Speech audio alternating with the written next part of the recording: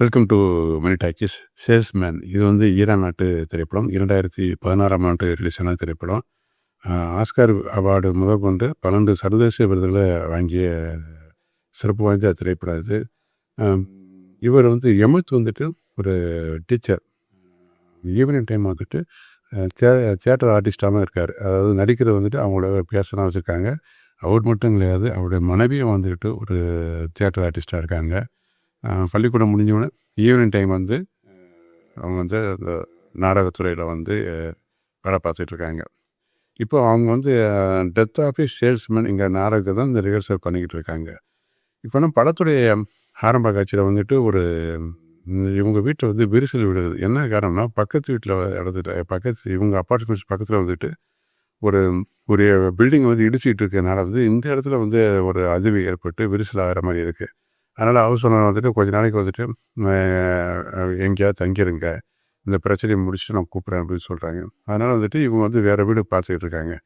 இப்போது வந்துட்டு இந்த ட்ராமா ரிஹர்சல் பண்ணுறாங்க இல்லையா, அப்போ அவர் வந்துட்டு டெம்பரரியாக தானே நம்ம தெரிஞ்சவங்க ஒரு வீடு இருக்குது, அந்த அம்மா வந்து ரொம்ப நாள் வரவே கிடையாது, அந்த வீட்டில் வேணால் யூஸ் பண்ணிக்கன்னு சொல்லிட்டு அந்த வீட்டுக்குள்ளே இவங்க வந்து குடி போகிறாங்க, இந்த யமத்தும் ராணாவும்.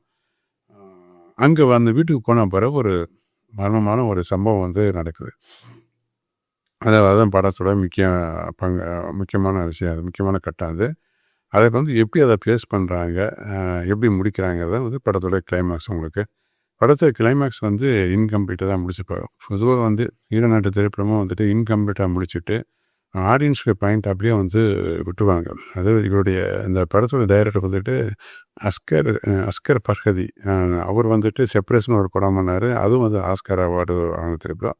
அது வந்து இன்கம்ப்ளீட்டாக தான் முடிச்சிருப்பார். அதே மாதிரி இந்த படத்தையும் இன்கம்ப்ளீட்டாக தான் முடிச்சிருப்பார். உங்களுக்கு இந்த எமத்தோட கேரக்டரை பற்றி சொல்லணும்னா ஒரு அருமையான சீன் ஒன்று இருக்கும். ஒரு இங்கே ஷேர் ஆட்டோ மாதிரி அங்கே வந்து ஷேர் டாக்ஸி ஒன்று இருக்குது. அப்போ வந்துட்டு அந்த டாக்ஸி வந்து ஏறாரு, பின் சீட்டில் உட்காந்துருக்காரு. இவருக்கு பக்கத்தில் வந்துட்டு ஒரு லேடி உட்காந்துருக்காங்க. முன்னாடி வந்துட்டு இவருடைய ஸ்டூடெண்ட் உட்காந்துருக்கான். இவர் வந்து உட்காந்தனால வந்து அந்த அம்மா வந்து என்ன பண்ணுறாங்க, டிரைவர் எனக்கு வந்து அந்த பையனை வந்து முன்னாடி இருக்கிற பையனை வந்து என் பக்கத்தில் உட்கார வைங்க, இவரை வந்து முன்னாடி உட்கார வைங்க அப்படின்னு சொல்லுது. இப்போ வந்துட்டு டிரைவர் வண்டியை நிப்பாட்டு அதே மாதிரி வந்து அந்த அம்மா சொல்கிற மாதிரி வந்து அரேஞ்ச் பண்ணிடுவார், மாற்றி உட்கார வைப்பார். இப்போ வந்து அந்த பையன் அப்புறம் வந்து அவர் வந்து இறங்கிடுவார் ஒரு இடத்துல. அதுக்கப்புறம் இந்த பையன் வந்து அம்மாட்ட சொல்லுவார், அவர் வந்து எங்கள் டீச்சரு, ரொம்ப அருமையான டீச்சர் தெரியுமா உங்களுக்கு, எங்ககிட்ட அவ்வளோ பக்குவம் நடந்துக்கிறாரு, ரொம்ப டிசிப்ளினாக ஒரு மனுஷன், அவர்கிட்ட போய் இப்படி நடந்துக்கிட்டீங்களே அப்படின்னு வந்து சொல்லுவான். அந்த அம்மாட்ட சொல்லி வருத்தப்படுவான். இதுக்கப்புறம் வந்து இவர்கிட்ட அந்த சம்பவத்தை அந்த அம்மாட்ட சொன்ன விஷயத்த சொல்லும்போது அவர் சொல்லுவார், இதெல்லாம் நம்ம பெருசாக எடுத்துக்கூடாது. அதை வந்துட்டு இதுக்கு முன்னாடி வந்து இந்த மாதிரி ட்ராவல் பண்ணும்போது அவங்களுக்கு ஏதாவது ஒரு மோசமான சம்பவம் நடந்திருக்கலாம், அதனால் வந்துட்டு எல்லாருமே இப்படி தான் இருப்பாங்கன்னு சொல்லி அவன் வந்து ஒரு அவநம்பிக்கையில் எல்லாருமே வரும், இது வந்து பெருசாக நம்ம எடுத்துக்கூடாது அப்படி சொல்லுவார். இப்படியாப்பட்ட கேரக்டருக்கு வந்து அந்த ஒரு வன்மமான மனிதன் மூலயமா வந்துட்டு ஒரு பிரச்சனை உருவாகும். மனைவியை கூட விட்டு கொடுத்து போகலாம் அப்படின்னு சொல்லும்போது இவன் கேட்க மாட்டான். ஏன்னா அந்தளவுக்கு வந்து மனைவி மேலே அஃபெக்ஷன் உள்ள ஒரு ஹஸ்பண்ட் உங்களுக்கு.